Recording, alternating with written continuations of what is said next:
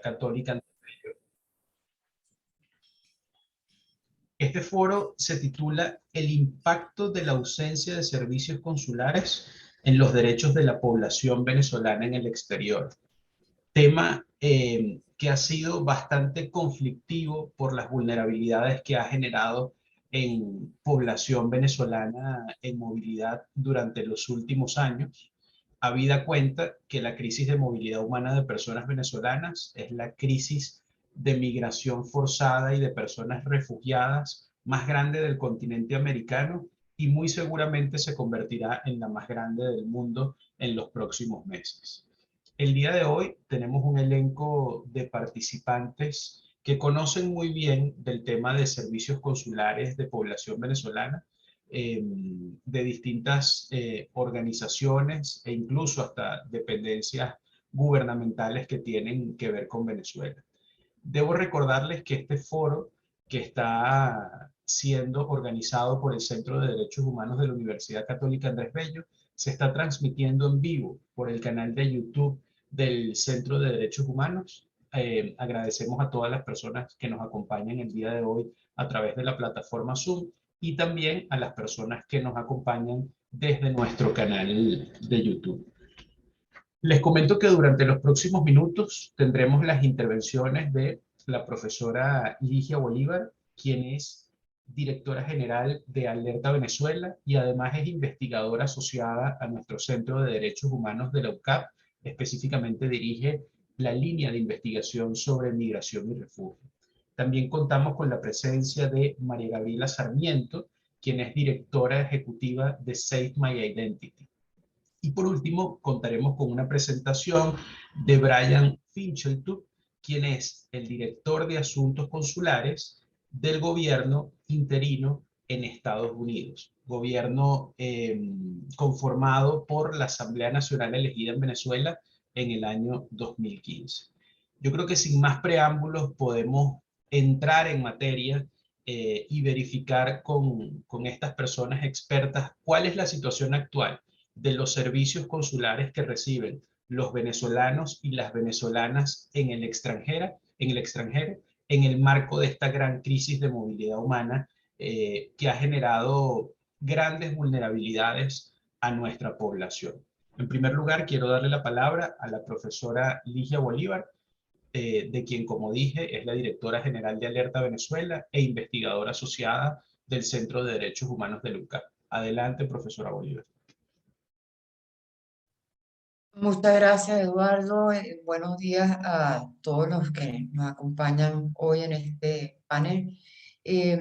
A nosotros nos correspondió realizar esta investigación sobre, como ya dijo Eduardo, el impacto que ha tenido la ausencia de servicios consulares en la población venezolana fuera del país, ¿no?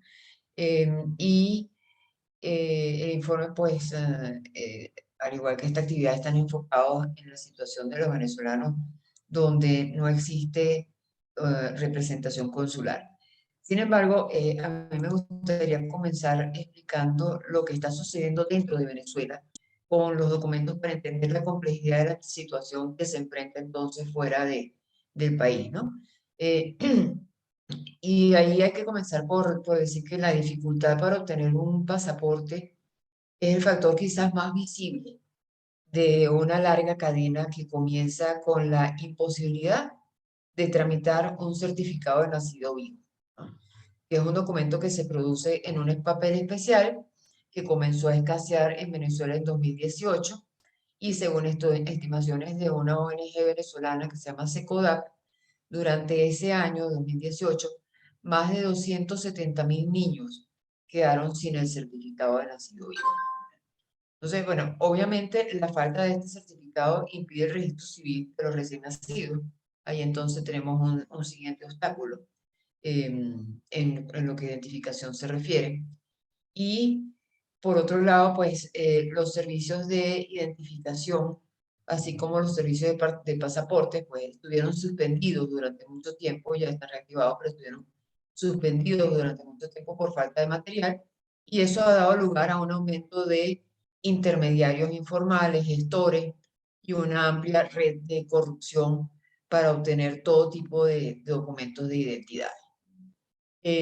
Por otra parte, tenemos el tema de las apostillas, de otros documentos que también están sujetos a la voluntad de funcionarios corruptos, lo que hace casi imposible que un ciudadano de escasos recursos o que se resista a pagar, aunque tenga los recursos, se resista a pagar un soborno que son muy elevados, y que son en este momento necesarios para llevar a cabo los trámites de la mayor parte de lo que son las apostillas también, ¿no?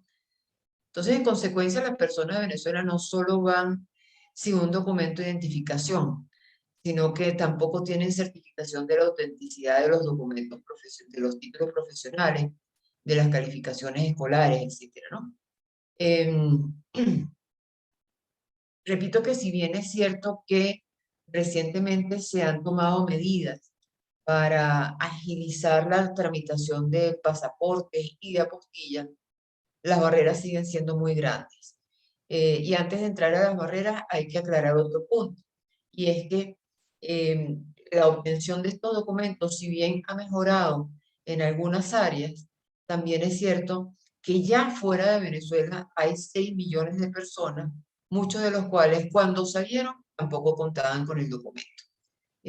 No tenían el pasaporte, en algunos casos incluso ahora que se ha agilizado el trámite del pasaporte, no es posible obtener uno nuevo fuera del país donde no hay consulados y donde, o sea, se pueden obtener donde no hay consulados si el pasaporte es de un año posterior a 2016.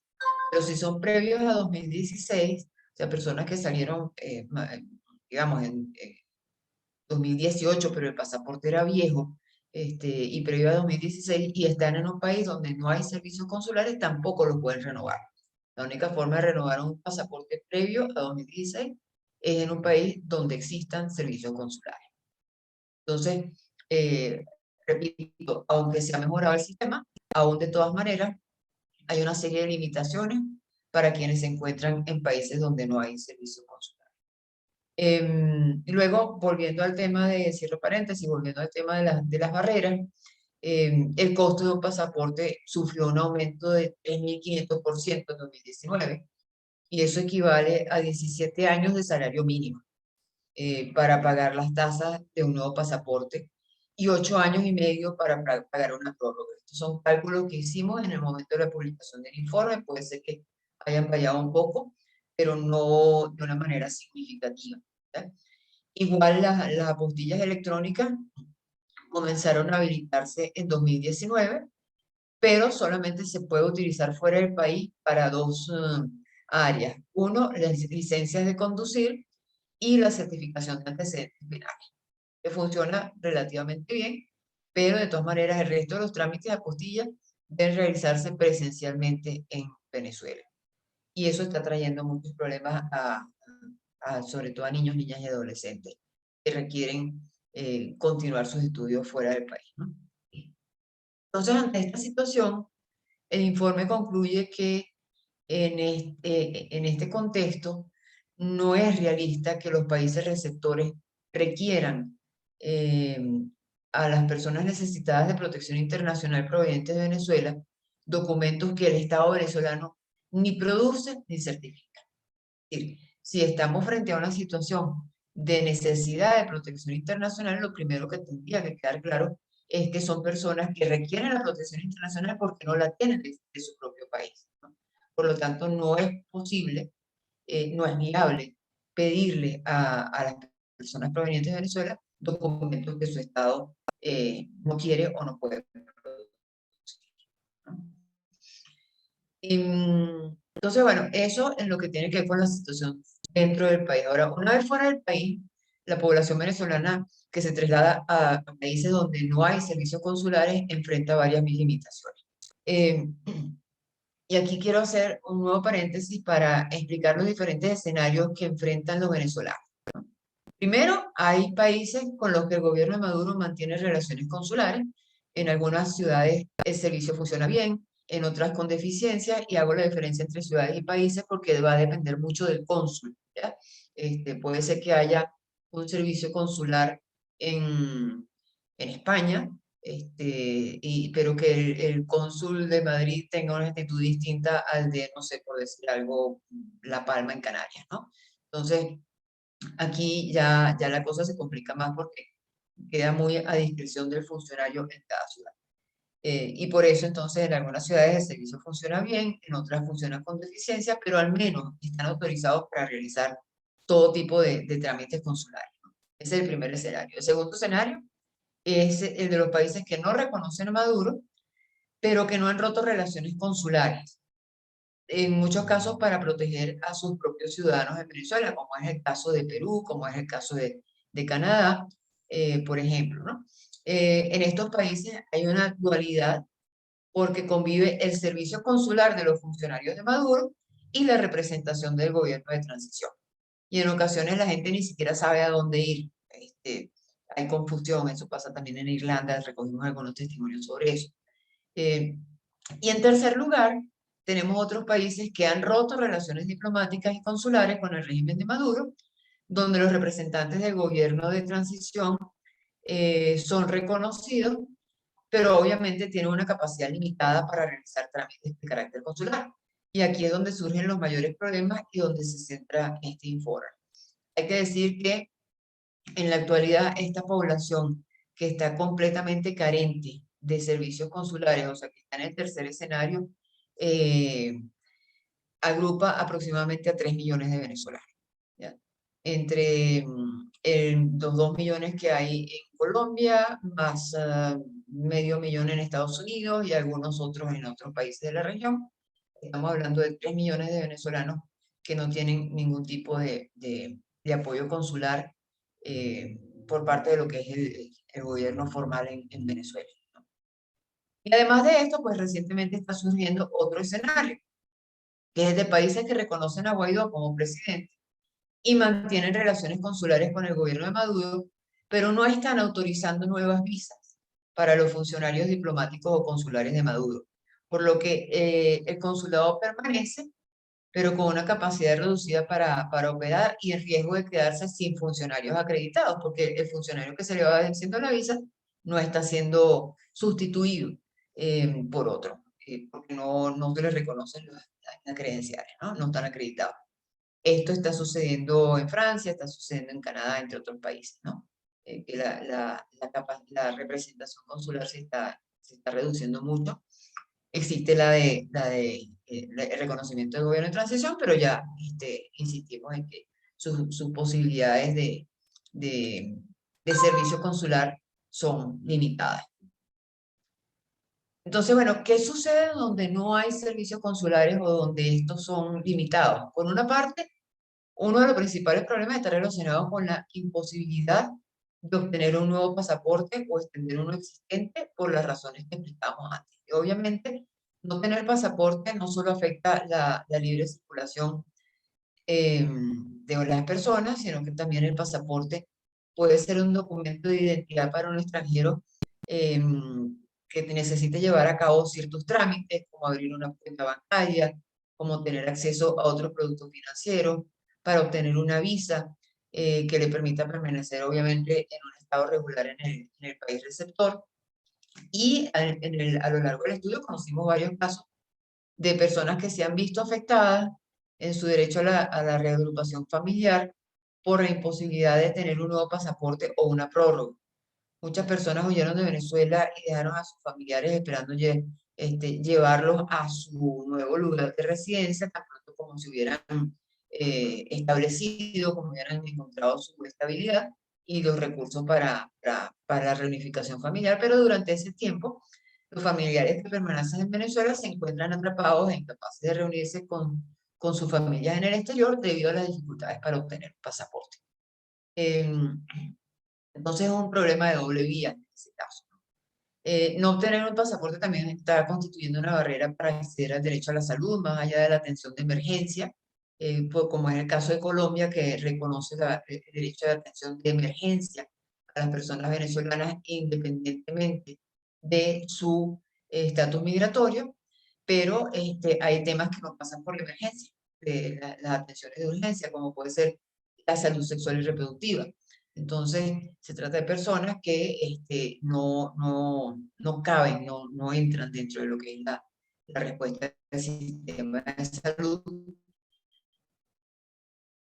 a causa de la condición irregular. También recién perdido oportunidades laborales debido a la expiración de sus pasaportes. Personas que eran productivas, que se mantenían 100%, que pagaban impuestos y de pronto la ausencia de un pasaporte para poder extender una visa impide que esa persona pueda mantener su empleo y por lo tanto pasan a ser una carga para el Estado cuando ya eran personas que estaban productivas y eran suficientes, ¿no? Además del pasaporte, existen otros aspectos del derecho a la identidad que se ven afectados por la ausencia de servicios consulares, como es el registro de hijos nacidos de padres venezolanos en países sin servicios consulares. Eso en el caso de Colombia ha mejorado, todavía tiene algunas deficiencias, pero por lo menos hay una intención de evitar el riesgo de apatridia. Por otro lado, también el otorgamiento de poderes solo se podía realizar a través de los consulados. Esta posibilidad está ahorita mejorando, pero ha afectado por mucho tiempo la posibilidad de que los venezolanos fuera del país puedan autorizar a otra persona para que les represente en Venezuela, afectando entonces la capacidad para comprar o vender bienes u otros activos, realizar otro tipo de trámites ante la administración o el sector privado. Tenemos un problema gravísimo de falta de actualización del registro civil, es decir, cantidad de venezolanos que fallecen en países donde no hay servicio consular, no hay forma de registrar ese fallecimiento y por lo tanto, si hubiese bienes, tampoco habría posibilidad de iniciar un trámite de herencia. No se puede registrar a la persona que lo sobrevive como viudo o viuda. En fin, una cantidad de limitaciones que pasan precisamente por la ausencia de estas posibilidades de registro, ¿no? Lo mismo ocurre también con el certificado de vida, que es un documento requerido por las instituciones públicas y privadas para el pago, la fe de vida que llaman, ¿no? Para el pago de pensiones. Es difícil en algunos casos obtener una fe de vida en países donde no hay servicios consulares. La certificación de los títulos académicos que solamente se puede realizar por un consulado.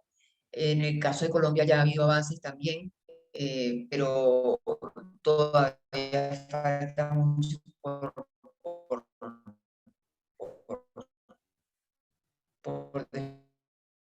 al no tener los títulos académicos, esto afecta también el derecho al trabajo y adecuado porque las personas calificadas no pueden conseguir un empleo acorde con los títulos profesionales que tienen, ¿no? Por otro lado, la asistencia consular para casos como emergencias médicas o contingencias por accidentes o robos, así como asistencia consular a personas privadas de libertad, es un área con escasa atención, tanto por parte de los consulados en manos de representantes de la administración de Maduro, como los de representantes del gobierno de transición. En algunos países se ha hecho un esfuerzo por eh, apoyar a la población venezolana por parte de la representación del gobierno de transición. Sin embargo, hay limitaciones de diferentes tipos que tienen que ver incluso con las capacidades presupuestarias, así que no es lo mismo un consulado montado 100% que una persona que detenta esa capacidad, ese rol, pero que no está, digamos, en el sistema general con capacidad de abarcar todo un país, como puede ser, ya Brian nos lo explicará mejor, el caso de Estados Unidos, ¿no? Varios estados han adoptado medidas entonces para flexibilizar los requisitos. Sin embargo, estas medidas todavía son insuficientes y ya para finalizar, por eso precisamente creemos que es necesario hacer esfuerzos adicionales para flexibilizar las medidas, tomando en cuenta, repito, que son personas con necesidad de protección internacional en la medida en que su propio Estado no les brinde esa protección. Y por eso recalcamos que las diferencias políticas e ideológicas entre los gobiernos, no deberían afectar el ejercicio de los derechos ciudadanos. Y en ese sentido, pues es importante enfatizar la necesidad de que se restablezcan los servicios consulares, sin que ello implique, porque no lo implica, el reconocimiento a la legitimidad de un gobierno. Lo dejo hasta aquí. Muchas gracias. Muchísimas gracias a Ligia Bolívar por esa presentación donde ha hecho una composición de orden sobre cuál es el estatus actual de la prestación de servicios consulares en el marco de esta bicefalía de poder que hay en Venezuela y los efectos que a nivel internacional ha tenido esa bicefalía en el ejercicio de derechos como el derecho a la identidad y el derecho a acceder a servicios consulares de nuestros connacionales venezolanos en el extranjero. Ahora vamos a darle la palabra a María Gabriela Sarmiento, quien, como dije al inicio de esta presentación, es la directora ejecutiva de Save My Identity y quien va a hacer una presentación con énfasis en las exigencias de las organizaciones de la sociedad civil a las necesidades y a los derechos de los y las venezolanos y venezolanas en el exterior en materia de identificación. María Gabriela, muchísimas gracias por estar con el Centro de Derechos Humanos de UCAP el día de hoy. Tienes la palabra. Muchísimas gracias al Centro de Derechos Humanos de UCAP y a la profesora Ligia Bolívar por esta invitación. Save My Identity se creó para reivindicar los derechos humanos, pero en particular la identificación, ¿no? La identidad legal. Y yo había enviado 12 puntos que iba a tratar a la profesora Ligia Bolívar, que ya trató. Por lo tanto, voy a tratar entonces de completar lo que no haya comentado ella. En cuanto al pasaporte, que es nuestro tema principal, nosotros hemos observado durante un año que el pasaporte también es necesario incluso para naturalizarse. O sea, no es solamente todas las incidencias antes mencionadas, sino también que para renovar no solo la visa, sino el permiso de estadía o el permiso de residencia o naturalizarse de acuerdo a la nacionalidad del país de acogida, esto no es posible. Tampoco podemos autenticar dependiendo de la notaría, es imposible autenticar un documento con un pasaporte vencido o es imposible realizar un registro mercantil o un registro inmobiliario o un registro civil con un documento vencido. Tenemos también otro problema, es cierto, con la inserción de partidas de nacimiento. Y yo quisiera decir que esto no está tocando solamente a las personas que necesitan protección internacional, o sea, llamémoslas refugiados, solicitantes de asilo o desplazados forzados. Eso está tocando a todos los migrantes venezolanos que salieron desde hace 20 años, 12 años, 5 años o un año. Y pero en particular, y es cierto, los solicitantes de asilo y personas que han sido reconocidos en el estatuto de refugiado o que han obtenido una protección internacional subsidiaria, es decir, que no forma parte de la Convención de Ginebra, pero que es una protección temporal durante un periodo determinado de tiempo, ellos no pueden, cuando tienen hijos en el extranjero, no pueden insertar esa partida de nacimiento, aparentemente, en el registro civil de en la sección consular del, digamos, gobierno de Maduro o gobierno de facto, o como sea mejor identificarlo. Por lo tanto, en países en donde no hay ius soli, estas personas van a tener una gran dificultad para que sus hijos puedan tener un documento de identidad. Porque si, por ejemplo, en Alemania esta persona no puede insertar esa partida de nacimiento y no puede obtener un pasaporte para ese menor de edad, hijo de padre y madre venezolanos, refugiados o beneficiarios de protección internacional subsidiaria en Alemania, pues no tendrá un documento de identidad. Independientemente de que Alemania considera que los descendientes de estas personas también obtienen esa protección que ha sido ofrecida a ellos temporalmente.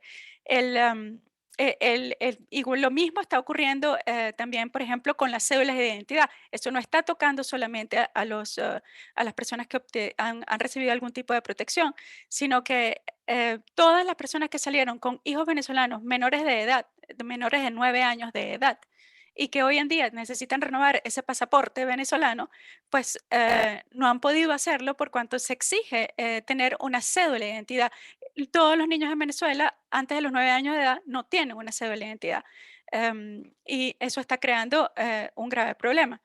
em, para la movilidad, no solamente para la movilidad humana, sino para todo lo que decía la profesora Ligia Bolívar, el acceso a todos los demás derechos humanos que nosotros podemos tener solamente si tenemos este documento de identidad vigente.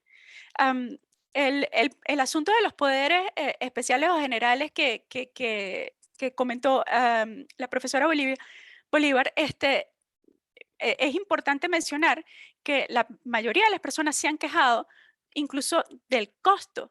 O sea, ¿cómo es posible que, por ejemplo, en Suiza, un poder especial otorgado para la venta de un inmueble en Venezuela cueste tal vez 20, 30 o 45 francos, eh, digamos $50, y que en la embajada cueste 100 o que un poder general cueste $300? O sea, es realmente absurdo.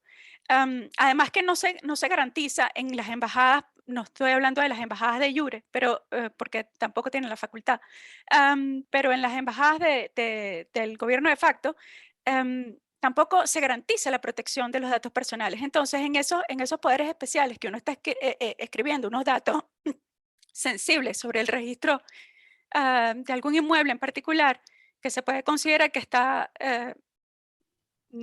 solo, sin nadie, sin custodia, pues en algún momento esos datos podrían ser transmitidos a Venezuela y podría ocurrir lo que está ocurriendo en algunos inmuebles que se encuentran en este momento sin custodia de sus propietarios.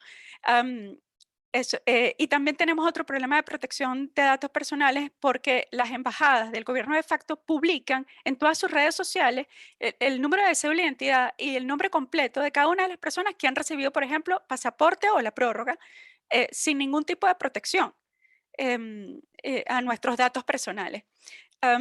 Tenemos otro problema, por ejemplo, en materia de tramitación de ese pasaporte que ha mejorado, es cierto, como dice la profesora Bolívar, ha mejorado en este último año. Y tiene que ver con los reclamos. Como no existe a dónde reclamar algún problema que se haya obtenido, por ejemplo, un pago doble o se pagó y no se obtuvo la cita, se pagó, no se obtuvo el pasaporte, o sea, cualquiera de los trámites de pasaportes tienen siempre un problema tecnológico por detrás, ¿no? En esa plataforma que es completamente insegura y cuya forma de pago online tampoco ofrece ningún tipo de seguridad. Como no tenemos a quién acudir para eso, y en Venezuela nos dicen que es un trámite personal y no permiten que otra persona se presente con un poder especial, tratamos de acudir a las embajadas del gobierno de facto para que haga el puente a través de Cancillería con el SAIME, y eso tampoco en muchos casos ha sido posible. También hemos observado una discriminación por la opinión, es decir, que los venezolanos que no se consideran parte de este monopartidismo que tiene 20 años en Venezuela, pues entonces es rechazado o no se le ofrece el servicio consular. Observado otros problemas de muchísimas personas que dicen, ok, he hablado con mi sede, con mi autoridad migratoria de mi país de residencia para que por favor no me quite mi permiso o, no me, o me lo otorgue, me lo renueve, pero me exige una constancia de mi sede consular en la que quede por escrito que es cierto que yo no puedo obtener un pasaporte o es cierto que hay problemas de expedición de pasaporte. Entonces, en muchos casos, este documento no es expedido. Entonces, a falta de constancia, pues no se puede completar el requisito que exige la autoridad migratoria. En otros casos, la sección consular ha dicho, está bien, yo te expido ese documento, pero te lo expido por 80 euros. Pero ese trámite es gratuito. Por lo menos decía que era gratuito hasta hace un año. Entonces, cuando creció la demanda por esta constancia, en algún lado alguien consideró que podía, motu propio, decir que eso iba a costar 80 euros dentro de Europa, lo cual es incorrecto. Es cierto que tenemos estos problemas con respecto a nuestros diplomas escolares y títulos universitarios, que por lo menos nuestra representación consular no puede legalizar o certificar, ni siquiera una copia certificada puede expedir. Y hemos observado también que carecemos de total asistencia por parte de nuestra sección consular ante las autoridades migratorias. Si las autoridades migratorias nos exigen algo particular que debe salir o que debe ser expedido por la sección consular, no hay reacción por parte de la sección consular, no atienden al teléfono, no responden a los correos y no expiden las cartas y ni siquiera contactan en nuestro nombre y representación, ni siquiera contactan a la autoridad migratoria para explicar cuál es la situación y tratar bueno, de proteger nuestros derechos e intereses en estos países de acogida. Hemos también observado que en vista de la falta de representación consular, como decía la profesora Bolívar, en ciudades o en países, pero en ciudades, en países grandes, por ejemplo, como México bueno, o Argentina, por mencionar dos, o Estados Unidos, tenemos ese problema de desplazamiento interno, ¿no? ¿Cómo puede un venezolano que está en una ciudad A ir hasta ciudad B y el costo para esos trámites es demasiado elevado? Y por último, en los países en donde no hay representación consular y es necesario viajar a otro país para obtener el pasaporte o la prórroga o cualquier otro tipo de documentación, pues ya está el problema de cómo transfronterizo, de cómo nosotros, migrantes, podemos cruzar la frontera sin tener pasaporte vigente para ir a buscar el documento o para ir a asistir a una cita en particular. Esto es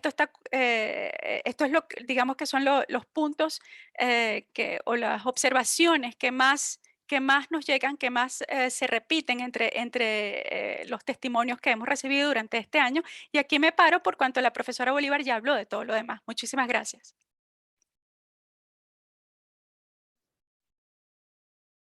Muchísimas gracias, María Gabriela, por la presentación. Creo que has mencionado varios aspectos prácticos que quizás si no se está en la situación de migración forzada y refugio y se requiere acceder a algún tipo de documentación, es algo que se ignora, que el común denominador de la población que está en Venezuela o que sí cuenta con la documentación por tiempo temporal, ignora en este momento todas estas dificultades que pasan por debajo de la mesa, y es importante que se visibilicen para que haya una respuesta que permita el acceso a la identificación y a derechos a las personas de nacionalidad venezolana en el extranjero y por supuesto también para la flexibilización de requisitos en algunos países en favor de la población de nacionalidad venezolana ante la imposibilidad material de cumplir con tales requisitos como por ejemplo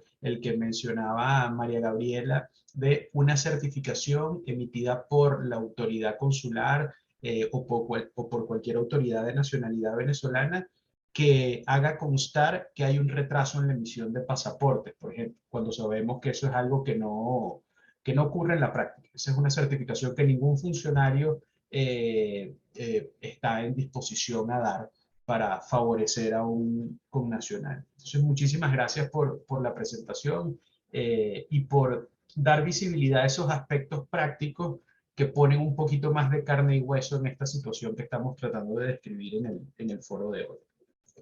A continuación, quiero darle la palabra a Brian Fincheltu, quien, como dije al inicio, es el director de Asuntos Consulares en Estados Unidos, delegado por la Asamblea Nacional electa en Venezuela en el año 2015. La presentación que hará en los próximos minutos Brian Fincheltu tiene un énfasis en las medidas adoptadas por la representación y las representaciones de Venezuela en el marco de la prestación de servicios consulares y entiendo que hará también algunas propuestas relacionadas con los países en los que no hay servicio consular actualmente. Sin más preámbulos, Brian Fincheltu, adelante, tiene la palabra. Sí, bueno, muy buenos días a todos. De verdad que muchísimas gracias por esta oportunidad. Es un honor para mí participar en este foro el día de hoy. Quiero especialmente darle las gracias a Ligia Bolívar y al Centro de Derechos Humanos de la UCAP por todo el trabajo que vienen haciendo en este sentido y también por habernos tomado en cuenta. Ciertamente, bueno, escuchando ambas exposiciones y bueno, refleja un poco lo que también muchas veces recibimos a diario de nuestros ciudadanos, ¿no? Que es una frustración porque muchos servicios que deberían ser servicios fáciles de acceder, son un problema para hacerlo. Ahora bien, yo sí quiero aclarar y quiero aprovechar para resaltar que lamentablemente esta situación de pocos servicios, de malos servicios consulares, y no solo servicios consulares, sino yo diría cualquier tipo de servicio, incluso en nuestro país, cosas que en cualquier otro país son muy fáciles, como sacar un pasaporte, desde hace muchos años, antes de que ocurra todo lo del gobierno interino, vienen siendo un problema. Sí es cierto que cada año se han deteriorado más hasta llegar a la situación en la que estamos ahorita. Y nosotros conocemos bien la situación porque hemos sido víctimas de esto, ¿no? En el 2019, cuando nosotros nos tocó asumir este reto, nos dejaron una red consular totalmente desmantelada. Y digo con propiedad que desde antes los servicios no funcionaban, porque cuando nosotros llegamos, bueno, aquí el consulado tenía más de un año sin funcionar de manera regular, es decir, sin funcionar como debe funcionar un consulado. Además, al igual que en el SAIME, que bueno, a veces tiene épocas que funciona y tiene otras épocas que no funciona y le cobran un dineral a la gente por sacar el pasaporte, no era, bueno, distinto muchas veces acá, no solamente para el pasaporte, sino para cualquier trámite. Y digo esto porque yo sí creo que, aunque por supuesto es muy importante identificar el problema, ¿no?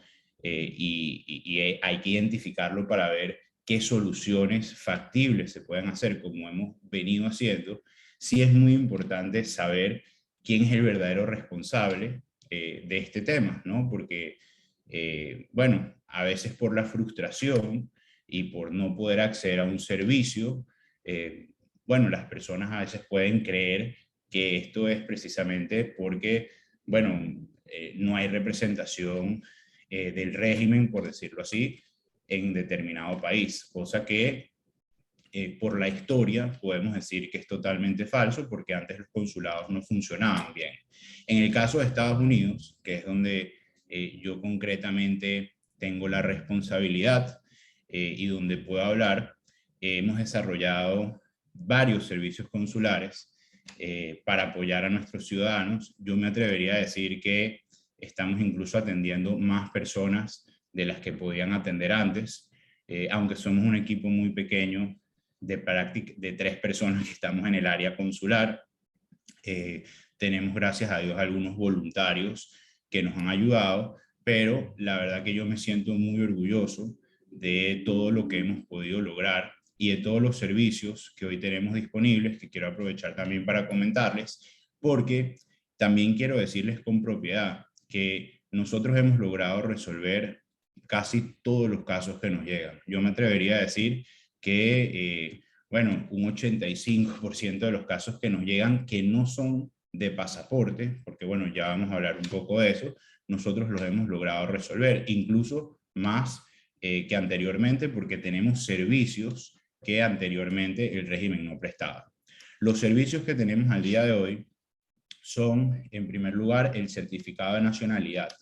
El certificado de nacionalidad es un certificado que emitimos desde la embajada para aquellas personas que se les perdió el pasaporte, le robaron el pasaporte, tienen un pasaporte vencido que alguna institución no les quiere aceptar, y nosotros hemos hecho todas las coordinaciones pertinentes para que las distintas agencias del gobierno de los Estados Unidos reconozcan este certificado de nacionalidad. Y esto lo hemos podido hacer, es importante decirlo, porque aquí en Estados Unidos, a diferencia de muchos otros países, nosotros sí tenemos todo el reconocimiento consulares, es decir, estamos acreditados como funcionarios consulares. Esto le ha permitido a más de 15.000 ciudadanos aplicar al TPS, presentarse a su cita de datos biométricos con una identificación, abrir y modificar sus cuentas bancarias, aplicar para obtener licencias de conducir, pagar sus impuestos y obtener un número de fiscal y TIN, acceder a trámites consulares con terceros países para registrar sus matrimonios, obtener residencias temporales o permanentes en terceros países y obtener beneficios migratorios por peticiones familiares. Otro servicio consular que tenemos es el documento de viajes de emergencia o Travel Document. Este también es un documento que emitimos para aquellas personas que tienen el pasaporte vencido y el lugar donde van a hacer la escala no le acepta la extensión automática de pasaportes. Y para aquellas personas que han extraviado, le han robado su pasaporte. Es un documento que se emite para volver a Venezuela, ¿ok? Y si bien es cierto que el régimen no acepta en Maiquetía nuestros documentos, porque bueno, sabemos que no aceptan nada de lo que nosotros hagamos, sí es un documento que es necesario para poder abordar, es decir, para poder salir de los Estados Unidos, para poder hacer la escala, y bueno, a Venezuela esa persona puede entrar con su partida de nacimiento, con cédula o con cualquier cosa que demuestre que es venezolano. Luego tenemos las cartas de no objeción. Este servicio es el que les comentaba que tenía más de 20 años, escuchen bien, más de 20 años sin hacerse en Estados Unidos, ¿no? Las cartas de no objeción, para que ustedes sepan, es un trámite que necesitan sobre todo aquellos venezolanos que han tenido una visa J1, que es una visa de intercambio, es decir, personas que estaban en un internship, investigadores, profesores, y esa visa como requisito mundialmente, cuando tú tienes esa visa, una vez que se te acaba, te obliga a volver a tu país de residencia por 2 años o, en su efecto, tramitar una carta de no objeción. Este trámite estuvo, bueno, parado por más de 20 años y teníamos miles de ciudadanos venezolanos, investigadores, profesores, que no podían cambiar su estatus migratorio en Estados Unidos por el simple hecho de no tener esta carta. Esto es algo que logramos reactivar y al día de hoy ya hemos emitido más de 1.200 cartas de no objeción. Tenemos los certificados, las certificaciones de licencia. Este también es un trámite que hemos generado desde la sección consular de la Embajada de Venezuela y es uno de los requisitos para realizar el trámite de canje de licencia extranjera ante las autoridades competentes en aquellos estados que lo permiten. Es importante recalcar que en todos los estados de Estados Unidos un venezolano puede obtener una licencia de conducir si esta persona cumple con todos los requisitos. Ahora bien, he escuchado alguna confusión con respecto a este documento y a este trámite en el pasado, ¿no? De que algunos estados lo reconocen y otros no. Y no es así. Yo quiero aclarar que absolutamente todos los estados reconocen este documento que nosotros emitimos. La diferencia es que, como ustedes saben, cada estado y cada DMV, que es quien emite las licencias, el Departamento de Motor Vehicles, tiene sus propios procedimientos. Y hay estados que no tienen este trámite activo, es decir, que no permiten que ningún ciudadano extranjero canjee su licencia. Ahora bien, eso no quiere decir que no pueda sacar una licencia. Sí puede sacar una licencia, simplemente que va a tener que hacer todo el proceso como cualquier ciudadano que tenga que sacar una licencia. La diferencia con aquellos estados que sí tienen este trámite activo, es decir, que permiten cambiar una licencia extranjera, es que, bueno, obviamente el trámite es mucho más rápido, pero eso no es algo que dependa del consulado o de la embajada, sino que depende directamente de los DMVs. Tenemos también los certificados de extensión de pasaporte. Esto es un documento que ratifica la extensión de pasaportes otorgado por el decreto 006 y es emitido en casos muy excepcionales de trámites de visados ante países que no han adoptado en su ordenamiento jurídico las disposiciones de extensión automática mediante el decreto 006. Esto ha permitido que muchas personas que tienen su pasaporte vencido y están tramitando una visa de turismo, una visa de trabajo, una visa de residente en un tercer país que no acepta el decreto 006, que es el decreto que extiende de manera automática los pasaportes vencidos, pueda hacer su trámite sin problema. También tenemos el trámite de atención al ciudadano, que, bueno, evidentemente diría que es el que más tráfico tiene, ¿no? Nosotros al día de hoy, para que ustedes tengan una idea, hemos brindado asistencia directa para aplicar al TPS, que es un beneficio migratorio que también, gracias al esfuerzo y la coordinación del trabajo con la diáspora, distintas ONGs, después de muchos años se ha logrado hacer realidad y hemos logrado poder asistir a más de 72.345 venezolanos de manera directa, creando guías, respondiendo preguntas, poniéndolos en contacto con abogados pro bono. Hemos organizado eventos virtuales en apoyo de organizaciones y abogados para brindar información. Se ha podido también guiar a muchas personas con sus trámites ante USCIS. Muchas cosas que de repente no son competencia nuestra directamente, nosotros en vez de no responderle, bueno, orientamos a la persona en cuáles son los pasos a seguir o qué debe hacer. Veo que me quedan 3 minutos, aquí Eduardo me dice, entonces voy a acelerar un poco con lo que nos queda y dar paso a las preguntas. Tenemos la atención a los ciudadanos venezolanos que están detenidos. Como ustedes saben, bueno, por toda la situación que está viviendo nuestro país, al día de hoy, solamente este año, para que ustedes tengan una idea, por frontera han ingresado más de 50.000 hermanos venezolanos. Más de 50.000 hermanos venezolanos por la frontera.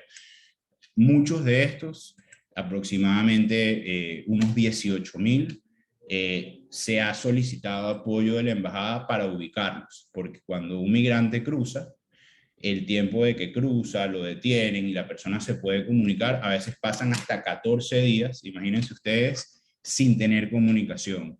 Y bueno, la familia siempre nos contacta y nosotros, gracias a Dios, hemos logrado ubicar hasta ahora a toda persona que ha estado desaparecida y cruza por la frontera.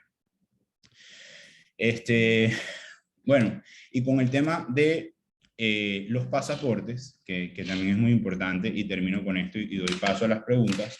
Como ustedes saben, nosotros, una de las primeras cosas que logramos fue el decreto 006, que fue adoptado por distintos países. ¿Por qué el decreto 006? Porque, bueno, esta era la manera más rápida, inicialmente, de poder ayudar a la mayor cantidad de personas. Es cierto que este decreto no es perfecto. Es cierto que lamentablemente hay ciudadanos que no están, por decirlo así, beneficiados por este decreto porque, bueno, tienen su pasaporte vencido por más años o perdieron su pasaporte, pero yo quiero que ustedes sepan que nosotros estamos trabajando activamente en buscar soluciones que estén en nuestras manos para poderle dar a nuestros ciudadanos y que, si bien es cierto, el poder nosotros emitir un documento de identidad solucionaría esto, también no es menos cierto que para nosotros poderlo hacer y que este documento sea válido, las circunstancias políticas que actualmente tenemos en nuestro país, ¿okay?, tienen que cambiar, porque si no es muy difícil, no que nosotros lo emitamos, pero sí que cualquier gobierno pueda reconocer ese documento que nosotros emitamos. Y ahí está el problema principal. Bueno, me quedan algunas cosas por decir, pero quiero ser respetuoso con el tiempo. Así que, bueno, nuevamente muchísimas gracias. Doy paso a que, si hay cualquier pregunta, estoy a su orden. Cambio. Muchísimas gracias, Brian, por esa presentación que denota, digamos, los esfuerzos que ustedes han hecho porque la población venezolana tenga acceso a derechos. Y mucho más en esta situación tan particular, que aunque se ha producido en otras oportunidades del contexto histórico en el mundo, pero es una situación muy particular porque los ciudadanos de nacionalidad venezolana nunca habían estado sometidos, al menos en este nivel, a una falta de acceso a servicios consulares. Invitamos a todas las personas participantes a que realicen sus preguntas. Creo que pueden alzar la mano o si no pueden hacer las preguntas directamente en el chat. Así que estamos abiertos a recibir las preguntas. Por acá veo en el chat que ha llegado una pregunta. Dice lo siguiente: el reconocimiento formal de la condición de refugiado no debería habilitar la entrega de documentos especiales que solvente algunos de estos problemas. Los subterfugios, como el proceso de Quito, no son obstáculo para esto. Esa pregunta la dejamos abierta para que cualquiera de los tres ponentes la responda. Y por otro lado tenemos una pregunta directamente para Brian Fincheltub, hecha por Analicia Stoltz. Brian, ¿cuáles estados tienen abierto el trámite de certificación de licencia? Les propongo que tomemos esas dos primeras preguntas y quien desee contestar la primera, adelante, tome la palabra. Yo me voy a permitir avanzar con la primera. No sé si quizás María Gabriela tiene algún punto complementario. No sé si la entendí bien, pero en todo caso, a una persona solicitante de refugio, por definición, se le considera una persona con necesidad de protección internacional porque su estado de origen no le brinda esa protección porque no quiere o porque no puede, ¿ya? Entonces, eso significa que a un solicitante de refugio no se le puede pedir ningún documento, no solamente el pasaporte, sino que no se le puede exigir certificación de notas, títulos profesionales, nada de eso. En esos casos, una vez que la persona se le ha reconocido el estatus de refugiado, pues el Estado que asume su protección le brinda ¿cómo se llama? Los documentos necesarios, ¿no? No sé si entendí bien la pregunta, si iba por allí.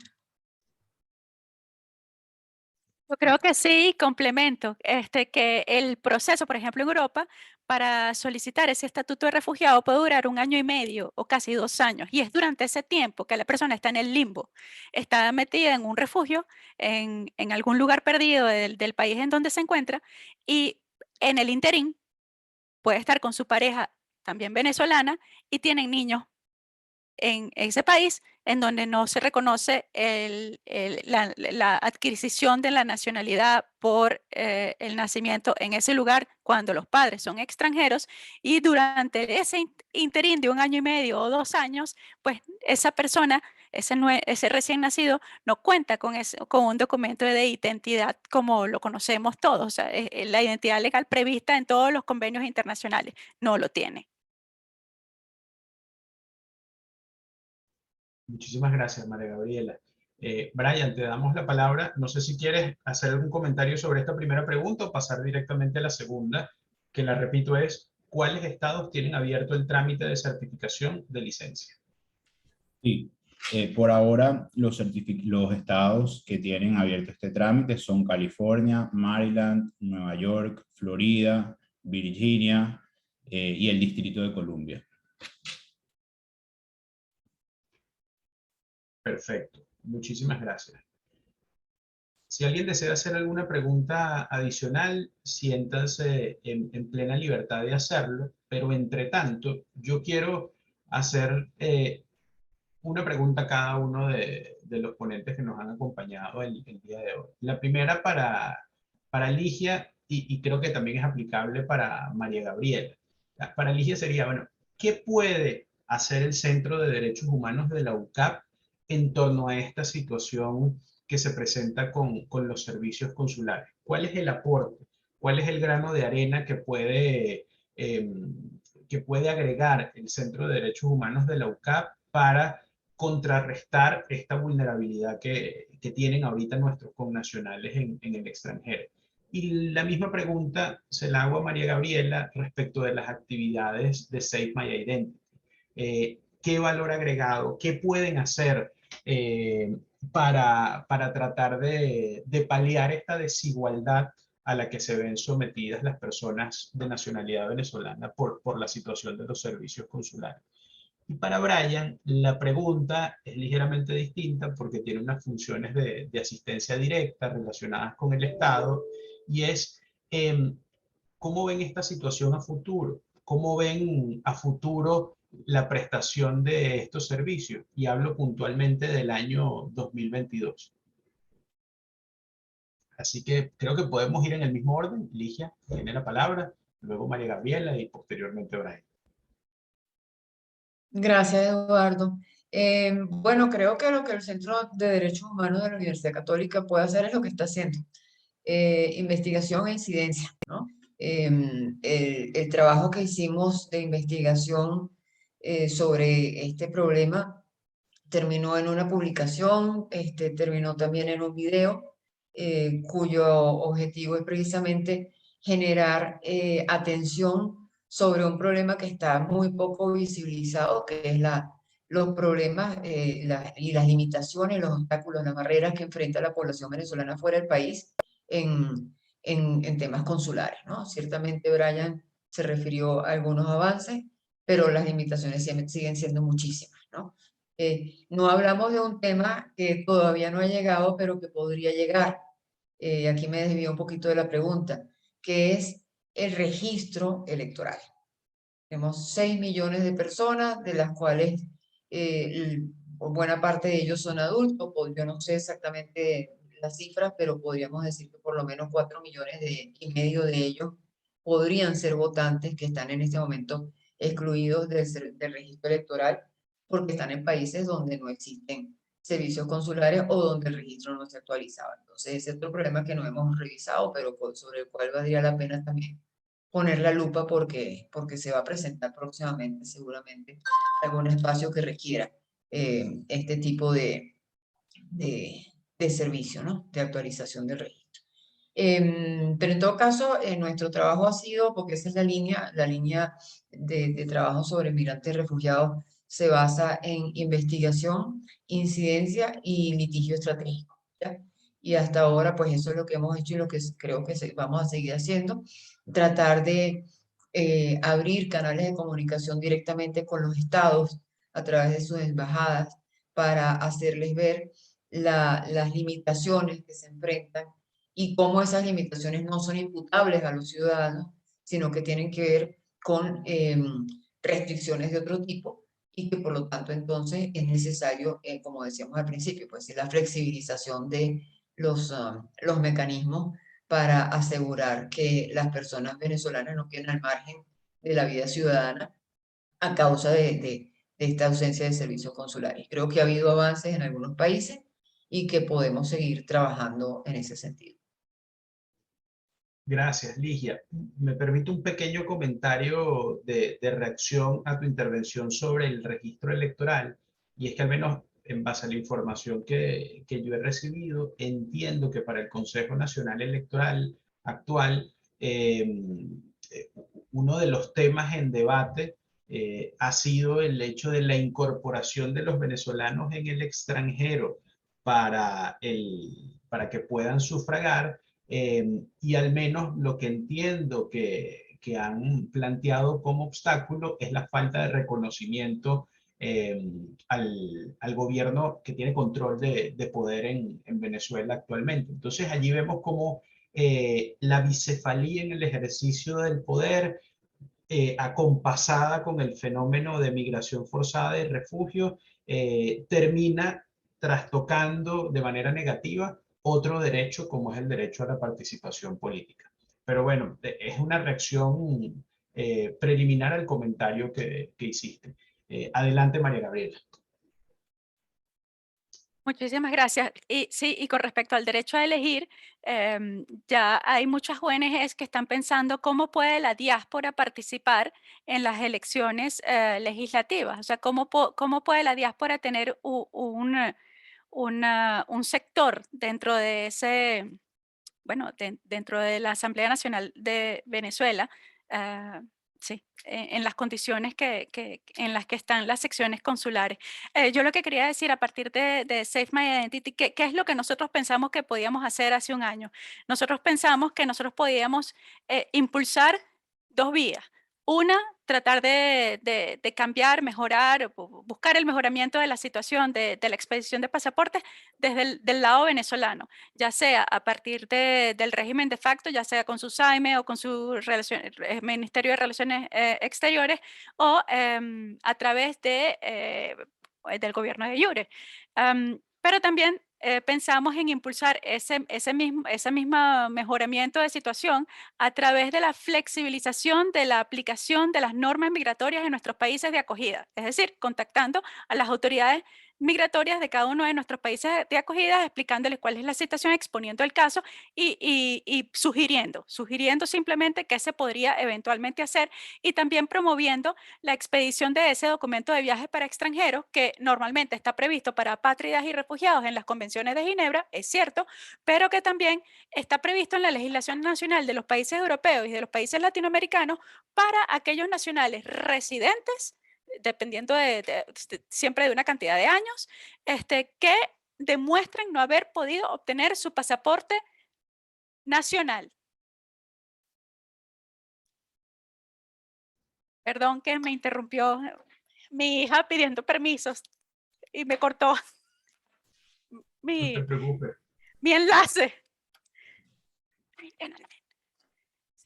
Entonces, lo otro que nosotros pensamos que era posible hacer era imaginarse un sistema de identificación basado en tecnología blockchain como se lo había imaginado el gobierno de Iure, y como incluso lo logró a través de diferentes, digamos, asociados, logró incluso desarrollar hasta un nivel de prototipo interesante. Pero pensamos obviamente que eso no iba a ser reconocido, eso lo entendíamos, pero que era necesario contar con el apoyo y con el aval de la OASI, de la ACNUR y de la OIM para este tipo de proyectos innovadores, sobre todo post pandemia, cuando todos necesitamos ya un documento digitalizado. Obviamente que respete todos los elementos de seguridad que debe respetar un documento biométrico. Entonces, obviamente, si presentamos la propuesta, se la presentamos a Better Together, se la presentamos a diferentes organismos, incluso obviamente a la Asamblea Nacional a través de una de sus contralorías, y siempre hubo ese elemento de sí, pero no va a funcionar, sí, pero el otro no lo va a reconocer, sí, pero aquí y allá, ¿no? Entonces, pero hay que pensar en este tipo de sistemas de identificación que sean transparentes, que sean auténticos, que sean íntegros, que sean no repudiables, que sean, digamos que donde haya siempre un tercero de confianza que pueda resguardar el contenido, ¿no? Los datos personales nuestros, privados, para una etapa de transición ya cuando, bueno, algún día cuando exista ya una transición a la democracia, en donde se pueda pensar en unos servicios dignos y sí, para los ciudadanos venezolanos. ¿Qué pensamos también hacer y que hemos llevado haciendo durante un año? Tratar de documentar, difundir información sobre derecho migratorio y protección internacional para todos los venezolanos en diferentes regiones europeas y latinoamericanas. Por eso hemos realizado unos 6 foros sobre derecho migratorio y protección internacional con especialistas en cada uno de los países que hemos tenido, como 27 países aproximadamente que han estado presentes, y que a partir de entonces se ha creado un pool de profesionales que pro bono permite ofrecer una primera asistencia y un primer asesoramiento a los venezolanos que se acercan solicitando información. Nos dimos cuenta durante todo este proceso que el venezolano que salió durante estos últimos 2 años tiene un problema emocional fuerte. Entonces, ¿qué dijimos? Bueno, vamos a cubrir entonces también esa área, porque forma parte de la identidad de la cultura venezolana. Vamos a cubrir esa área con personas expertas, coach motivacionales, expertos en crecimiento personal y manejo de emociones, para tratar a esos sectores, a esas personas que se encuentran con mayor vulnerabilidad por la situación personal que están atravesando. Y bueno, lo hemos logrado con estos eventos que realizamos, obviamente todos pro bono, todos abiertos, todos gratuitos, con recursos propios. Y ¿qué hacemos? ¿Qué queremos hacer ahora con este trabajo que estamos llevando dentro de la OIM? Es visibilizar, o sea, es convencerlos de que la situación que tenemos a nivel de identidad legal es exactamente igual a la del judío en su momento, a la del sirio en su momento y a la de cualquier otra cantidad de personas, eritreos, afganos, etcétera, que se encuentran en esta situación de no tener un documento de identidad legal expedido por su país natal. Eso es lo que nosotros hemos tratado de ir difundiendo en todos estos eventos online en los que participamos de la OIM, sobre todo los del Pacto Mundial para una Migración Segura, Ordenada, en donde se está estudiando la implementación, cómo ha sido la implementación de ese Pacto Mundial. Y incluso en el evento de hoy, que era un evento transfronterizo de la OIM, para ver qué puede hacer la diáspora, cómo puede la diáspora participar para de alguna manera mejorar la crisis migratoria que se presenta desde hace ya tantos años. Yo creo que me paro aquí para dar paso a el compañero Brian. Brian, adelante. Muchas gracias, María Gabriela. Y bueno, no, aprovecho también para felicitarlos por todo el trabajo que vienen haciendo. Sé que le han puesto muchísimo corazón a esto. Y bueno, sé lo complicado que es. De verdad que siempre resalto y felicito la labor de todas las ONGs. Y bueno, en este momento en especial de ustedes que sé que vienen trabajando en este tema. Nosotros para el 2022... Bueno, nuestro plan es seguir avanzando y seguir cada vez ofreciendo más servicios consulares en medida de lo posible y de lo que esté en nuestras manos. Y esto lo digo porque paulatinamente, a medida que va pasando el tiempo y que también tenemos la capacidad, desarrollamos no solamente nuevos servicios, sino nuevas alianzas, ¿no? Por poner un ejemplo concreto, parte de lo que hemos podido avanzar en estos últimos meses es empezar a hacer alianzas con gobiernos locales para que los ciudadanos que están en esas ciudades y en esos estados puedan tener asistencia directa de esas alcaldías y esas gobernaciones. Concretamente, por ejemplo, ahorita logramos con la alcaldía de Miami-Dade un convenio para que muchas personas que antes no tenían recursos para pagar un abogado, para aplicar al TPS, ahora puedan tenerlo de manera gratuita una vez al mes por 3 días. También quiero aprovechar para comentarles que nosotros hemos planteado una ruta para restablecer el derecho a la identidad, ¿no? Y si tenemos el espacio y si tenemos la oportunidad, vamos a seguir insistiendo y tratando de avanzar con esto en el 2022. ¿Por qué digo que si tenemos el espacio y la oportunidad? Porque no es menos cierto que la verdad todo este trabajo que hemos logrado hacer y el que me siento muy orgulloso y ha sido un honor para mí poder estar al frente de este equipo, bueno, lo hemos podido hacer porque tenemos el reconocimiento y porque tenemos el espacio para hacerlo.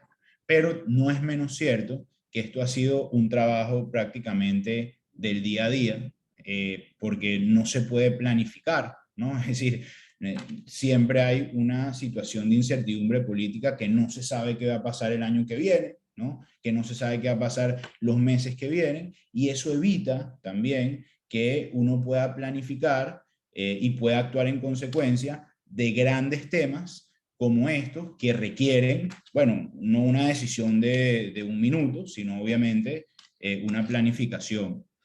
Entonces, bueno, la verdad que esto es lo que pensamos seguir haciendo para el año 2022, seguir atendiendo a nuestros hermanos venezolanos y ojalá podamos en el 2022 poder brindar una solución concreta al tema de la identidad. La ruta, y termino con esto, que nosotros hemos planteado para restablecer el derecho a la identidad empezó, son 3 pasos concretos. El primer paso fue el decreto 006, que fue adoptado por distintos países, e incluso Colombia ha tomado la iniciativa de ahora aceptarlo por 10 años, ni siquiera por 5, cosa que vemos con muy buenos ojos.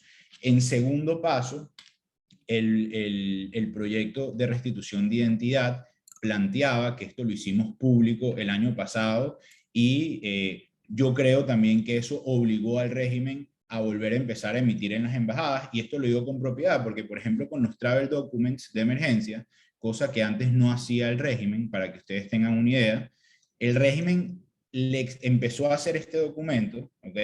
Cobra como $80 por este documento, y le exige a México, para que ustedes tengan una idea, que no acepte ningún documento que nosotros hagamos, ¿no?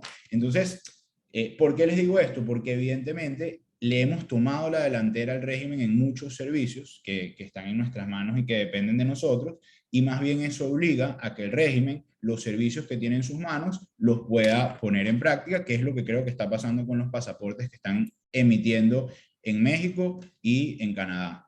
Y el tercer paso de la ruta de la restitución, el segundo paso de la ruta de la restitución de identidad es poder emitir prórrogas. ¿Por qué emitir prórrogas y no sacar un nuevo documento, un pasaporte? Porque según la ley venezolana vigente, dice que cualquier autoridad consular debidamente acreditada tiene la facultad de poder extender cualquier documento de identidad siempre y cuando no se vulnere los elementos de seguridad del mismo. Y basados precisamente en este principio es que nosotros hemos logrado hacer estas extensiones que han sido utilizadas para algunos casos puntuales en algunas embajadas. Por eso es que nosotros hemos insistido que si a nosotros nos permiten hacer prórrogas, es algo que pudiéramos hacer mucho más rápido, y esto es importante que todos nos enfoquemos en eso, que emitir un nuevo documento, porque emitir un nuevo documento de identidad requiere de una infraestructura que cualquier país desarrollado sabe que en este momento el gobierno interino no tiene, para poder garantizar que la persona sea la persona, para poder garantizar que no se emita identidades a terroristas, que no es que eso no pasa ahorita, ¿no? Porque es público y notorio que el SAIME ha emitido y han agarrado en Europa en el pasado diplomáticos venezolanos que, bueno, son terroristas, ¿no? Y el tercer paso sí sería poder emitir un documento de identidad, pero la verdad que para que esto podamos hacerlo, ¿no? Siendo sincero y desde mi punto de vista, no depende de que nosotros lo queramos hacer, depende, uno, de que podamos tener la infraestructura mínima necesaria para poderlo hacer, dos, que podamos tener la garantía de un tiempo del que nosotros vamos a poder garantizar que eso tenga vigencia, porque imagínense que emitamos algo ahorita y en 3 meses ya no se esté, ¿no? Y 3, por supuesto, del reconocimiento de todos los países. Cambio. Muchísimas gracias, Brian, por esa respuesta. Han llegado unas preguntas adicionales. Nos quedan tan solo unos 10 minutos para cerrar el evento de acuerdo a la agenda que habíamos pautado. No sé si tengan las respuestas a todas las preguntas. Las voy a leer y ustedes saltan al ruedo a contestar según consideren adecuado. La primera pregunta dice: con la reciente reforma del Código Orgánico Procesal Penal en Venezuela, que permite a las víctimas en el exterior activen mecanismos penales en el país, ¿tienen información o perspectiva sobre cómo podría materializarse este mecanismo dados los 3 escenarios descritos? Otra pregunta: ¿creen que esta situación es el resultado de la dualidad de gobiernos, de un plan premeditado para dificultar la vida a los migrantes, los efectos de la corrupción o todas las anteriores? Siguiente pregunta: ¿la responsabilidad es solamente del gobierno venezolano o creen que hay responsabilidad de los gobiernos de los países de acogida? ¿Creen que es posible ejercer acciones internacionales o judiciales domésticas en estos países e incluso en Venezuela para reclamar esta situación? Esas son las 3 preguntas que se han presentado. Luego vamos a agregar un par más dirigidas a Brian Fincheltub, que las menciono a continuación. Te preguntan, Brian, ¿es posible llegar a acuerdos con el Departamento de Estado para que los casos de personas refugiadas o asiladas que requieren travel document, si es posible hacerlo gratis o que se extiendan por 2 o 3 años?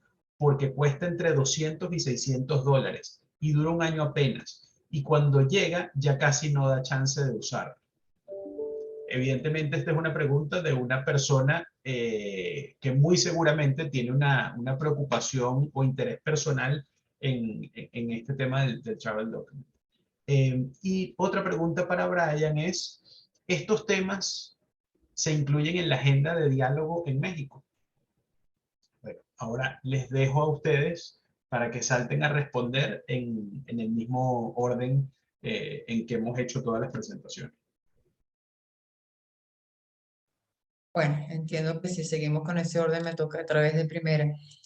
Sobre la primera pregunta no tengo información, así que no voy a decir nada para no caer en alguna imprecisión irresponsable.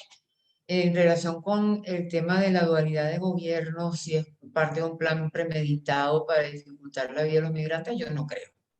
No me parece que sea parte de un plan premeditado, es parte de una gran desgracia que vive Venezuela, donde tenemos dos gobiernos, uno que tiene todavía el control sobre población y territorio, pero que no hace nada, y otro que no tiene control y que trata de hacer algo, pero que no siempre tiene las posibilidades de eficacia que se desearían. Pues Brian se refirió a algunas áreas en las que afortunadamente en el caso de Estados Unidos sí hay un nivel importante de eficacia, pero eso no está sucediendo en todas partes y repito, son una cantidad importante de ciudadanos en el exterior, tanto en los países con representación consular del gobierno de Maduro como con países que tienen otro tipo de representación.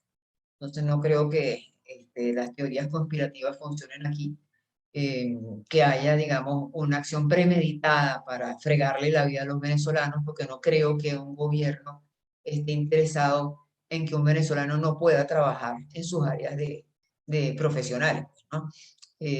Aunque sí hay que reconocer que en algunos casos también ha habido obstáculos que presentan, pero que no pasan por el tema consular, obstáculos que presentan, por ejemplo, colegios profesionales, o sea que ya no son ni estados de un lado ni del otro, ni representaciones de un lado ni del otro, sino que son problemas ¿cómo se llama? Miopía y de un poco de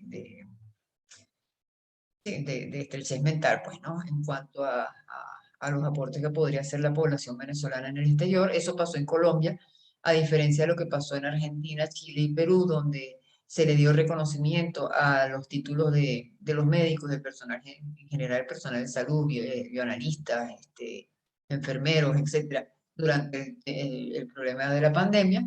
Sin embargo, en Colombia se anunció que se iba a hacer, inmediatamente saltó el gremio médico y interpuso un recurso y hasta ahí llegó la fiesta, ¿ya? Entonces, hay diferentes factores. En cuanto a la responsabilidad del gobierno venezolano o de los países de acogida, pues la responsabilidad es mutua, es de ambos, o es de los tres, no sé de cuántos gobiernos podemos hablar. Y por eso es que el Centro de Derechos Humanos ha hecho un esfuerzo por visibilizar los problemas para que cada quien asuma la cuota de responsabilidad que le corresponde, ¿ya? Y lo hemos dicho también en este foro en el día de hoy, que hay responsabilidad tanto del gobierno de Nicolás Maduro como de la representación de la Asamblea Nacional de 2016, como de los mismos países de acogida. Acciones judiciales, sí, se han hecho, se han hecho. Por mencionar solo una, hubo un caso de una niña donde el Centro de Derechos Humanos participó con Amicus Curiae. El caso de una niña nacida en Venezuela, que estudió en Venezuela, vino para Colombia y no podía continuar sus estudios porque no le reconocían los documentos de estudio porque no estaban apostillados, ¿no? Uno de el aporte del Centro de Derechos Humanos fue precisamente un documento en el cual explicábamos con detalle las dificultades para la apostilla de documentos educativos, el tiempo que llevaba, los recursos que implicaba, etcétera, etcétera. Y finalmente la Corte Constitucional decidió favorablemente ese caso, lo cual abre las puertas inmediatamente, por supuesto, a cualquier otra persona que esté en circunstancias similares, aunque se trata de una tutela y por lo tanto tiene efectos particulares y no generales, pero va abriendo puertas. Entonces sí, se están ejerciendo acciones judiciales en diferentes ámbitos también sobre este tema. En relación con la agenda de diálogo en México, sé que el tema de la reapertura de los servicios consulares, de las representaciones consulares y el registro electoral es parte de la agenda. ¿Ya? ¿En qué momento se va a tratar? No lo sabemos. La última sesión iba a estar dedicada al tema de la justicia y bueno, ya sabemos lo que pasó, patearon el tablero y ahorita estamos esperando a ver qué va a pasar. Pero sí es parte de la agenda, por lo menos, el tema de la reapertura de servicios consulares y es una cosa que yo personalmente pregunté. Me dijeron que sí, vamos a ver qué pasa.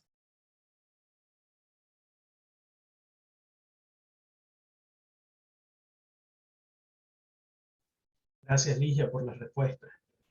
María Gabriela, si quieres tener alguna reacción, tienes la palabra. No necesariamente con respecto a esas preguntas, pero hay una cosa que me llamó la atención no sé si se llama una clínica jurídica de derechos humanos de la UCAP, pero esa clínica jurídica nosotros la contactamos para consultar si era posible insertar las partidas de nacimiento de estos niños que estaban naciendo de padre y madre venezolano en Venezuela a través de un poder y un poder especial para poder hacer el registro directamente en el registro civil venezolano, en el último domicilio que estos padres tuvieron en Venezuela. Y la respuesta fue que no, porque los registros estaban negando los poderes. No está, porque ahora en Venezuela los poderes tienen que ser expedidos a través del juez de la LOPNA. Sin embargo, en nuestros países de acogida no existe eso de juez de la LOPNA que homologue poderes para menores para un representante de menores de edad. Y es algo que me gustaría poner en el tapete porque hay muchas ONGs en Venezuela que podrían realizar este trabajo, por lo menos intentarlo, ver si funciona este trabajo, bueno, obviamente con apoyo, financiamiento de ACNUR o de algún otro organismo internacional o no gubernamental. Y es algo que me gustaría dejar aquí en esta plataforma. Gracias. Gracias, María Gabriela. Ligia, tienes la palabra, alzaste la mano. ¿No? Sí, sí quiero comentar sobre eso, pero como lo primero de clínica jurídica, quizás tú tienes información, yo no tengo ninguna. En todo caso, no es la clínica jurídica de derechos humanos, eso sí creo que lo podemos confirmar, ¿ya? Es la clínica jurídica sin apellido. Nosotros somos responsables del Centro de Derechos Humanos, pero no sé, Eduardo, si tú tienes alguna información. Yo quería era comentar algo adicional sobre eso, porque es una duda que me quedó sobre lo que dijiste, María Gabriela. No, pues la verdad es que mira, en la Facultad de Derecho hay una clínica jurídica.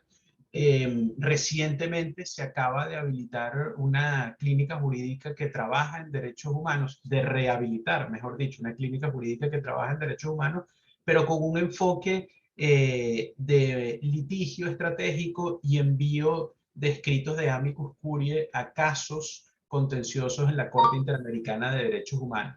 De todas formas, aquí ya estoy pensando es como abogado, el planteamiento que hace María Gabriela es muy interesante y lo que habría es que hacer un análisis legal que quizás lo hicieron, seguramente lo hicieron en la clínica jurídica de la UCAP y por eso dieron esa respuesta, porque a bote pronto la sensación que me da es que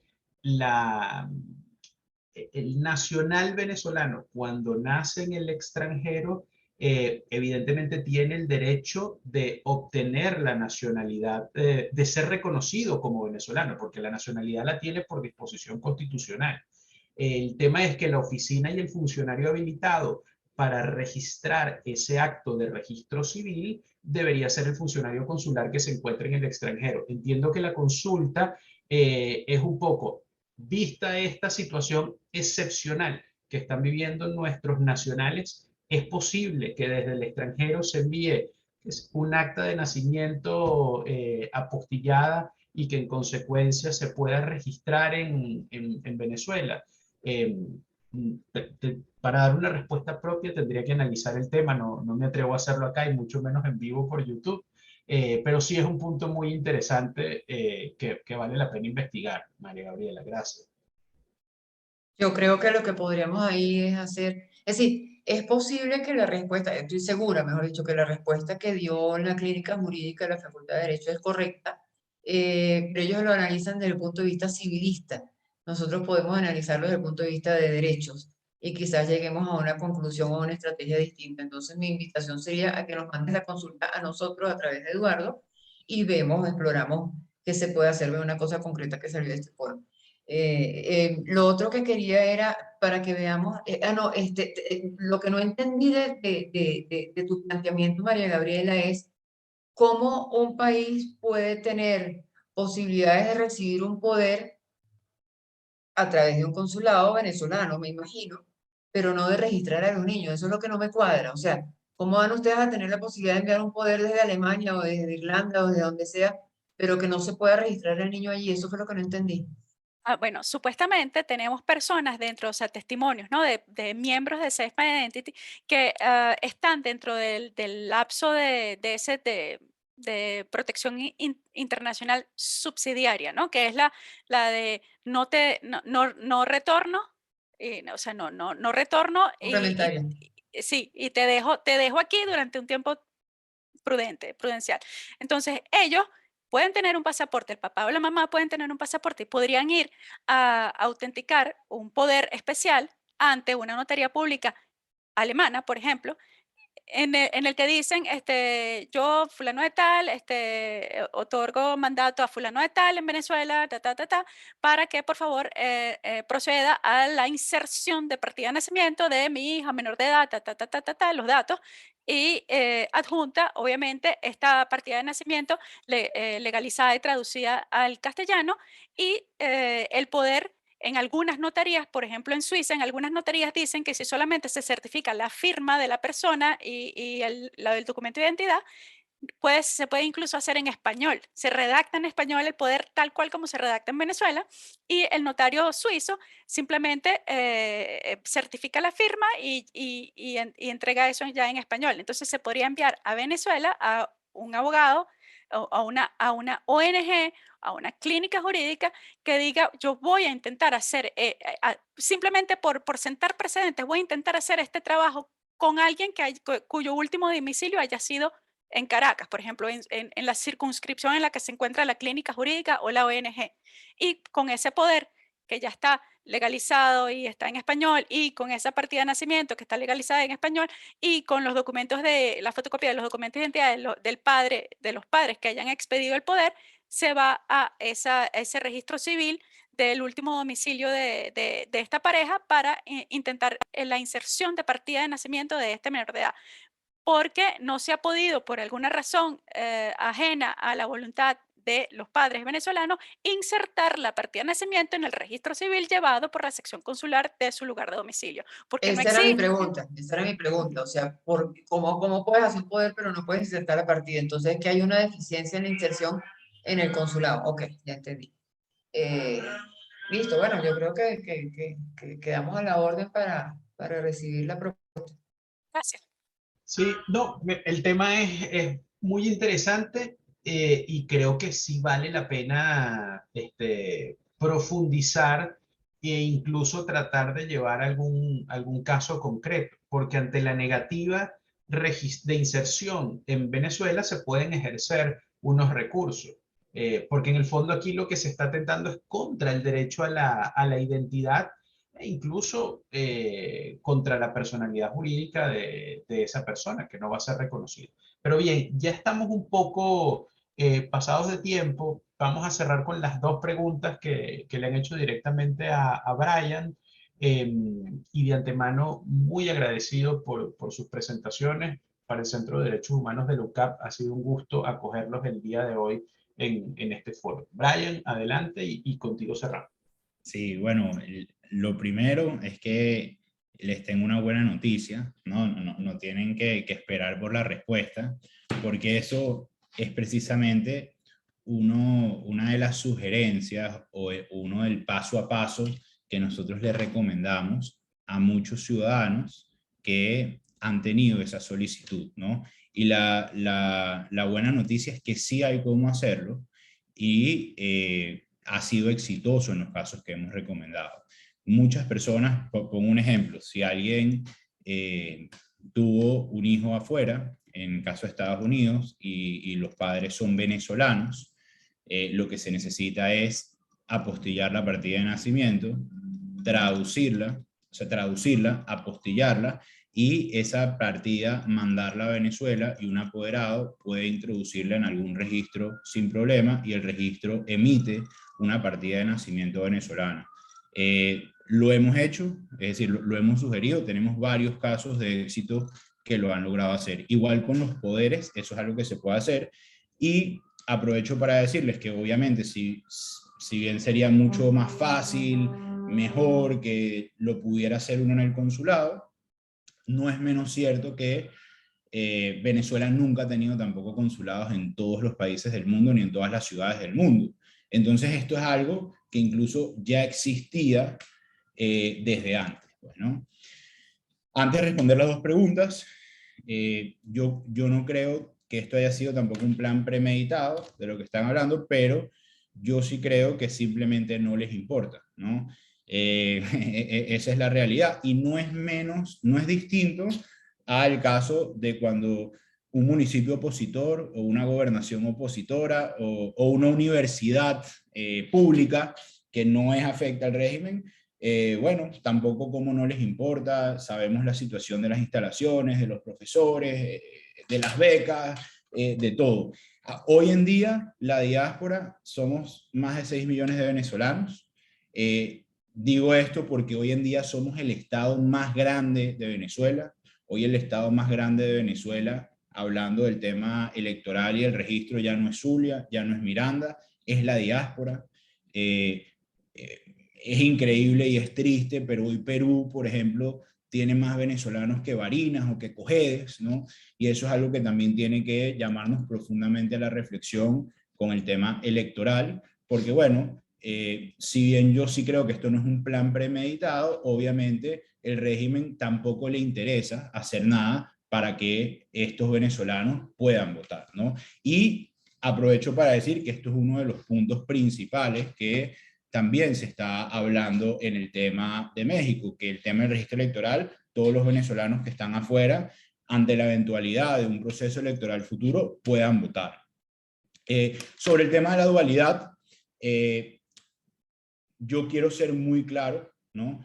Y decir que si bien es cierto que nosotros podemos tener fallas, podemos tener errores, y en muchos casos de repente las cosas se hubiesen podido haber hecho mejor, yo sí creo, y lo digo con toda responsabilidad, sin ánimos de querer escurrir el bulto, sino que lo digo porque así lo creo, yo sí creo que todo lo que está pasando en nuestro país, por supuesto que eso ha tenido distintas consecuencias que distorsionan el panorama, pero yo creo que todo lo que está pasando en el país tiene un solo culpable y es una sola fuente, y es el régimen de Venezuela. Y digo esto porque, bueno, si bien es cierto que hay países que pudiesen haber tratado mejor a los venezolanos, tampoco es menos cierto que para esos países también está representando un gran problema, digo Colombia, Perú, poderlos acoger de buena manera. Y sé de buena fuente que hay muchos países que sí han hecho esfuerzos. También digo esto porque hoy en día creo que son pocas las familias venezolanas que están todas unidas y en Venezuela. Algo que antes era totalmente normal, un domingo ir a comer a casa de la familia, reunirse todos. Hoy es algo que, bueno, familia que lo hace es un privilegio. Y digo esto porque viendo algo tan básico como eso, que hoy en día es un privilegio y un problema, evidentemente podemos darnos cuenta que toda la raíz de lo que está pasando tiene un solo culpable, y eso nunca podemos ni siquiera confundirlo, que es el régimen de Nicolás Maduro. Ahora bien, por supuesto que hay muchas personas que podemos hacer algo al respecto y para que la situación no sea tan mala, y eso es lo que nosotros hemos estado haciendo. Ahora sobre las dos, bueno, ya lo de México lo respondí. Sobre el tema del state que habían preguntado y la exoneración. Esto es algo que nosotros hemos estado haciendo repetidamente, porque hemos tenido muchas solicitudes al respecto. Pongo un ejemplo concreto. Cuando fue la pandemia, tuvimos miles de venezolanos que por el cierre, bueno, arbitrario del espacio aéreo venezolano se quedaron varados, ¿ok? Y eran muchos venezolanos que de repente salieron una semana, 2 semanas de vacaciones y bueno, se tuvieron que quedar 4, 5, 6 meses. Evidentemente, sabemos la situación en nuestro país y sabemos que cuando la gente sale mucho, sale con el dinero contado. Estas personas no tenían los recursos para poder pagar la extensión de estadía, que eran casi $600 la tarifa total aproximadamente, y nosotros en ese momento solicitamos una exoneración. Al igual lo hemos hecho con, por ejemplo, el permiso de trabajo del TPS, que también es bastante costoso. Y la respuesta que siempre hemos obtenido, y aprovecho aquí para decírselas, y cualquier persona también puede ponerse en contacto con nosotros para nosotros guiarlos en el paso a paso de qué debe hacer. Cualquier persona que necesite una exoneración puede llenar una planilla que se llama la planilla I-912, junto con su trámite, que precisamente es para solicitar esa exoneración. Lamentablemente, esto es algo que no se puede hacer de manera general. Esto es algo que se evalúa según los criterios que aquí tienen establecidos caso por caso. Y bueno, si alguien tiene la necesidad, por supuesto que puede solicitarlo, y para ponerse en contacto con nosotros pueden hacerlo a través de serviciosconsulares@us.embajadavenezuela.org. Nos escriben y nosotros los guiamos en el paso a paso para eso o para cualquier otro trámite que necesiten hacer. Nuevamente, mil gracias a la UCAP, a Ligia, al Centro de Derechos Humanos. De verdad que para nosotros es un honor y un placer tener estos espacios para hablar con ustedes. Y bueno, aquí estamos a su orden siempre. Tengan la seguridad, y me despido con esto, de que bueno, nosotros siempre vamos a hacer todo lo que esté en nuestras manos y todo lo que podamos para ayudar a nuestros hermanos venezolanos. Incluso, bueno, cosas que parecían imposibles, las hemos logrado, y mientras que aquí estemos, bueno, estemos aquí, estemos en Venezuela, como ojalá podamos estar pronto, eso seguiremos haciendo siempre, trabajar por ayudar a nuestra gente. Un abrazo grande y muchas gracias. Muchísimas gracias, Brian, por la respuesta. Tengo la mano levantada de Ligia Bolívar. No sé si quiere hacer un comentario final o es la misma mano levantada que teníamos antes. Es una nueva mano y voy a ser muy Ok. rápida. Solamente quería aclarar una cosa, y es que el Centro de Derechos Humanos, dentro de su estrategia de incidencia sobre estos temas, intentó invitar a varios representantes de Estado a esta reunión, y en todos los casos declinaron la participación. Entonces, no es que nosotros estemos actuando y haciendo las cosas de espaldas a los responsables, sino que, bueno, lamentablemente no conseguimos la receptividad por diferentes razones a su presencia en esta actividad de hoy. Quería dejarlo claro porque creo que también, así como ha habido personas que respondieron positivamente a la invitación, pues también conseguimos este obstáculo. Gracias. Bueno, gracias por esa aclaratoria, Ligia. Bueno, hemos finalizado oficialmente este foro. Muchísimas gracias, María Gabriela, Brian, Ligia, todas las personas que nos han acompañado en Zoom y a través de nuestro canal de YouTube. Esto va a quedar grabado y montado en el canal de YouTube del Centro de Derechos Humanos de la UCAP para que otras personas puedan ver lo que hemos discutido en la mañana de hoy y este importante problema que estamos tratando de visibilizar cada uno desde las instituciones en las que trabajamos. Bueno, siendo las 11:45 de la mañana en Venezuela, estamos por cerrado este foro. Nuevamente, muchísimas gracias y feliz resto de día para todos y todas. Muchísimas gracias a todos. Hasta luego.